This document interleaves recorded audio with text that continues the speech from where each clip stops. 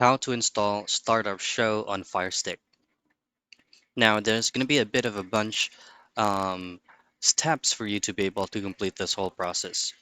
So everybody knows that Startup Show is actually not available on Amazon Fire Stick. What we're going to do is to download it manually. Now on your Fire Stick, just go into My Fire TV. Once you're in My Fire TV, for you to be able to um, enable developer options, go into About and then just simply multiple hit on serial number until developer option will show up. Access developer option in there and then enable unknown file sources to be downloaded and installed on your Fire TV. Next is go into your home page of your Fire Stick.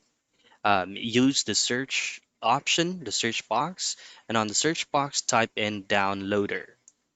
Once you've fully searched it, downloader will our tool for us to be able to download the APK of Startup Show.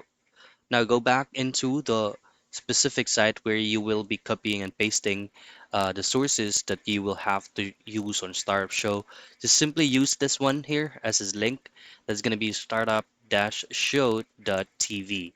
Paste it into the search URL on downloader, hit on enter, and then download it from there. That's it.